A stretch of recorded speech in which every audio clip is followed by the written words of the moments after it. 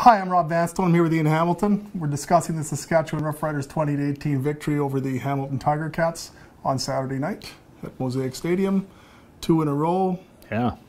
Nice time for the bye to arrive too, right? Well, especially when you look at the situation with Darian Durant. It's not a serious injury, but that extra week probably, I would think, would prevent him from missing any games. Yeah, I asked him after the game if he had any cobwebs and if the bye would help him shake whatever ill effects he had from his, not necessarily a concussion, but time in the concussion protocol. And he said he didn't have any cobwebs. He just had a slight headache, but was kind of sure that that was going to vanish right away.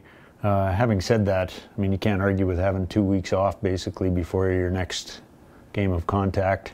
You know, he was planning to go back to Atlanta for a little while and then would be back, you know, in time for their next practice on the Monday before they travel to Ottawa. So you're right, it's a good time for him to get kind of healthy, and you know, there's some guys on the 6-game injured list who we might see right afterwards because of the bye. This guarantees that the Roughriders will go at least have at least 19 days to savor continuous winning. So that's kind of a new phenomenon this season. A lot of positives to extract.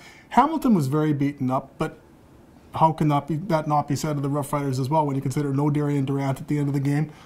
Brendan Labatt, Chris Best, Naaman Roosevelt, etc.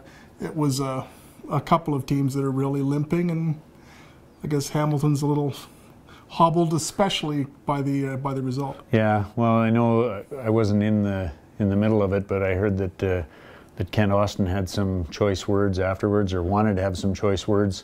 Not happy at all with the legal procedure call for center Mike Filer moving the ball on their 3rd down gamble.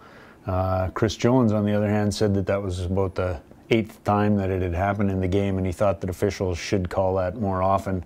You know, who knows where it is, probably in the middle. Both teams obviously want to make their point.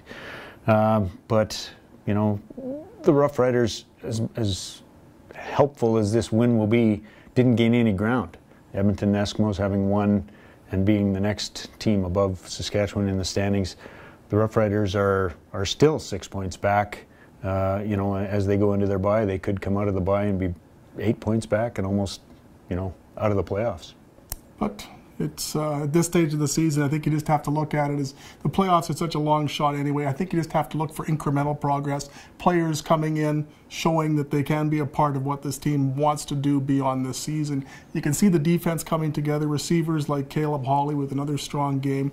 Armandi Edwards with a terrific touchdown catch. If they can re-sign Naaman Roosevelt, that's 3 real guns in that receiving corps for next year. It would help to have Darian Durant back too. So we'll talk about that, I'm sure, for the next month and a bit. For Ian Hamilton, I'm Rob Vanstone. Thanks so much for your time, and take care. And get ready to see Murray McCormick.